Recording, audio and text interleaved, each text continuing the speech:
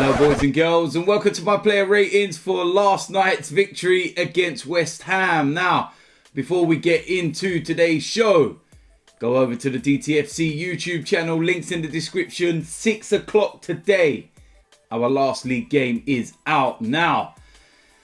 Whew. That was not easy, was it? I summed it up in my post-match interview on AFTV when I said quite clearly, the best team lost. West Ham were better than Arsenal. It's as simple as that. We're not going to sugarcoat it.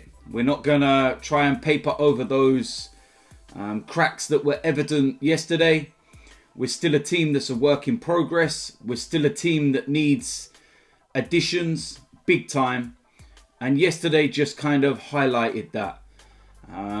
It's very evident that we're having a few problems at home against teams that are, shall we say, towards the bottom end. They're not going to go toe-to-toe with us in terms of playing football like your Liverpools, Manchester Cities, Chelseas, etc.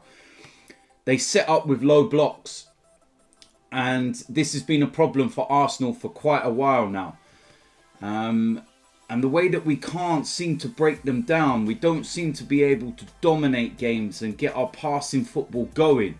And this is something that Mikel Arteta is going to have to work out. He's going to have to get the right personnel and, you know, the right chemistry and the right formation and everything else. And what was very, very, very evident in this game is our lack of creativity in the midfield. It is so obvious what we need. We all know who we're targeting. We all know the name that everybody wants. And if we get him, then we fill that area. And he will cut out so many of them issues because he will create. He will be the guy in that middle area. And it's so key. So key that we get this business done before the end of the window, because Mikel Arteta is screaming out for certain players and certain individuals to take this team forward. But it's how quickly do you want this team to get forward? Because if we stay with what we have, for example, then it'll be top 6 that we're looking at aiming for this season. It's as simple as that. If we get the couple of additions that are being mentioned, then we most certainly can challenge to get back into the Champions League. So how much do the owners want it? How much are they going to back the manager? And we also have to remember, we need to get people out of the door as well, because there's too many numbers, too many bodies in there, and we do need to get rid of them, and they need to start happening quick, because we've only got a couple of weeks of the window left, so it needs to start happening. But yeah, it wasn't the greatest of games. Just the passing, the creativity, just everything about it was poor. Really, really poor. There was a couple of good performances in there. But overall, it was really hard work. And West Ham, fair play to them. If they play anything like that on a consistent basis throughout the course of this season, then they will have a decent season. The problem for West Ham is that they are never consistent. And for as good as that performance was yesterday, they are so likely to go and follow that up with a poor performance next week where they get dominated. And that's the issue for West Ham fans. What I'll say to West Ham fans, for any that are watching, is that your problem is not so much the players and the manager, it's what's above. But I think you already know that. So fair play to West Ham. Unlucky to them. Didn't deserve to lose. But this is the beauty of football. This is what happens. Sometimes you have to win ugly. And it's an important part of football. And we were able to do that. So I'm not going to be moaning too much in that respect. Now, in terms of the player ratings, let's go and get into these. And it should be quite interesting, to say the least. Starting off in goal, Leno. Now, I've seen a few people make some comments and some criticism and saying that we shouldn't have got rid of Martinez and everything else. And they're referencing an incident where Leno dropped the ball when he went to catch it. Now, Go and have a watch of it again. Now go and look at the still images of this. How on earth do you expect this man to keep hold of the ball when he nearly snapped his neck? Are you actually serious? I genuinely think people have got such short memories. It wasn't the greatest of performances, but then who was great in that respect? You know, you had one standout player in the back line, to be fair, and then the rest was just all over the gaff. I think even Emi Martinez would have had problems with what was going on in that game. But Bernd Leno, I'll give him a 6. It was a standard performance. Not bad, not great. Next up, we have Rob Holden. Poor performance. Got spun by Antonio so many times. He couldn't handle the pace and the power or anything. So slow and just out of position. It wasn't a great performance in my opinion. He gets a 5. Next up we have Gabriel, and I think he was one of the best players on the pitch. And his blocks, his interceptions, the way he throws his body on the line. If it wasn't for him for a couple of moments, we would have lost that game. Absolutely brilliant. And I'm going to give Gabriel an 8 for his performance. Next up, we have Kolasinac, and brought into the side at the last minute because of Tierney picking up his injury in the warm-up. And my word, we may as well have played with 10 players. He was absolutely abysmal.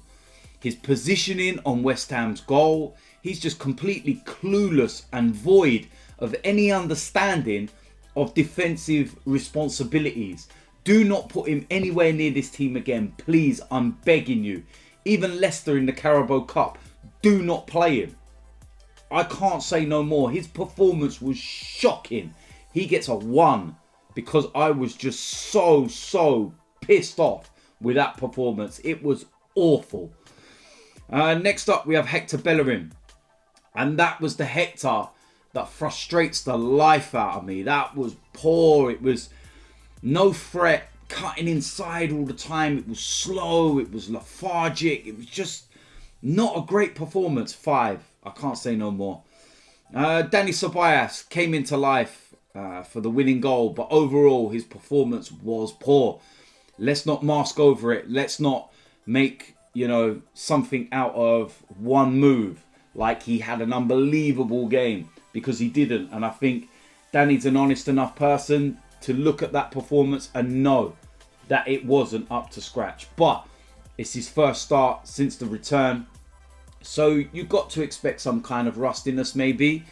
And that's what you put it down to. But that one moment he did do was what ultimately unlocked the door. But I will give Dani Ceballos a 6. And he gets that extra point for me based on what he did with the goal. But overall, not a great performance. Next up, we have Granit Xhaka. And again, I see people criticising. I see people, saying certain things at certain times. And it's sitting there and you're just like, honestly, are you watching the game? Yes, his passing was sloppy at times. Don't get me wrong. I think that it was an effect that was, going into everybody within the team. But I'll give you a couple of stats to do with Granit Xhaka. He had the most passes, 118. Most successful passes, 106. Most passes in the opposition half, 68. Most touches, 130. So when you're sitting there and criticising him because you have an agenda against him, then that's simply what it is. His performance was not great, but it also wasn't shocking. There was a lot worse players on the pitch, and Granit Xhaka has been one of our best players since Mikel Arteta has took over in December, January time. So why all of a sudden, one game, you can't sit there and actually just appreciate, the situation and what's actually going on? It's so easy to just jump on him within seconds. And I'm bored of it. Because he wasn't the worst player there. And all this is not good enough for Arsenal. It's all, I see it online and everything. It's like, come on, man. Honestly. One below par game. And this is what you're doing already. Seriously. Nah. There was a key moment in that second half where we started to get a stranglehold of that game in the last 15 minutes or so. And Granit Xhaka was a part of that. And he really started to make things tick in that middle area. So, yeah, not the greatest of performances, but not the worst. I'll give him a 6 as well. And like I said, it's one of those. But, yeah, I don't get all of the criticism the way that it is. It's way over the top. Next up, we have Saka.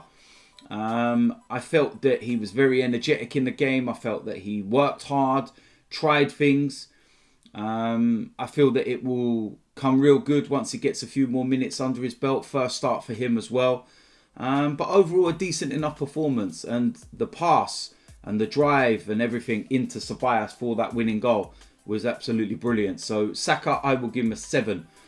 Next up, we have Willian on the pitch for just over an hour. I don't think he had that bad a performance. I think in the second half, he faded a bit. But in the first half, he worked hard. He tried. He was, getting into the right areas. And he looked like one of the players that was trying to move things in a forward sense. But yeah, for his performance, I'll give him a 6. Next up, we have Alexandre Lacazette. Came off just before 80 minutes. And I felt that he was one of our better players.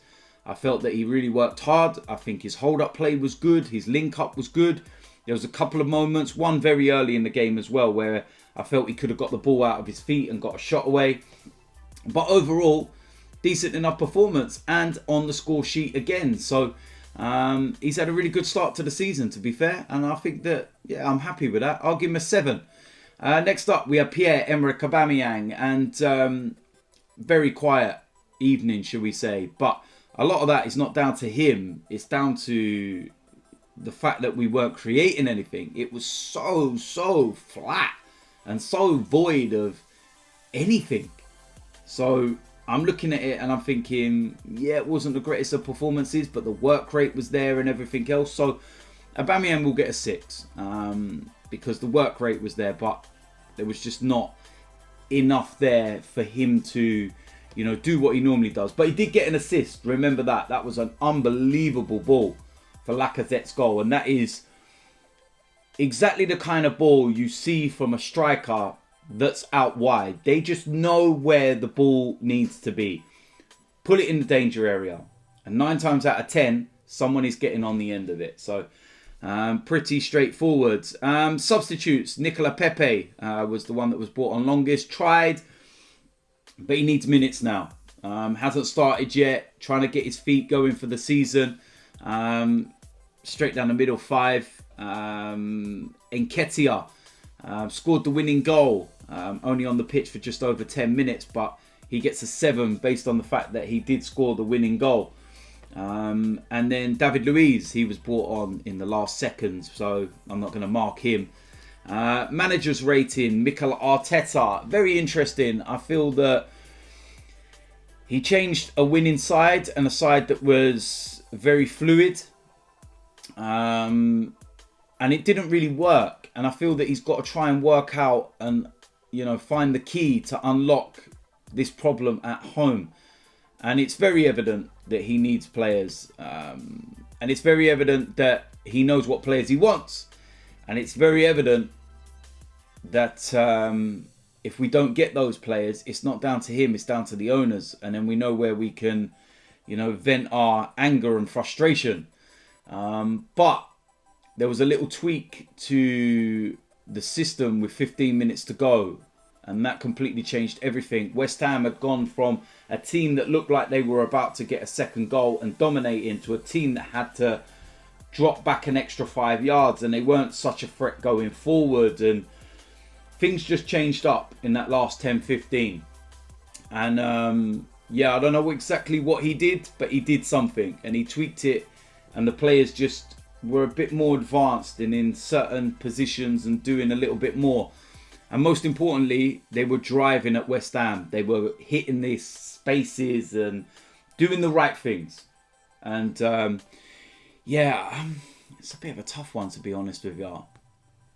I'll give him a 7. I won't be too harsh. I feel that there's a couple of things that were questionable, but we got the victory, and that's the most important thing. And I feel that he was a part of us getting that victory based on the changes. And that's what you have a manager for. If it's not going right, make changes. And ultimately it worked, because he brought Eddie on and he scored the winning goal. So we'll give him a 7. So there we go. That is it for my player ratings. As usual, let me know in the comment section what you think. Do you agree with those player ratings? If not, what would you change? Let me know in the comment section.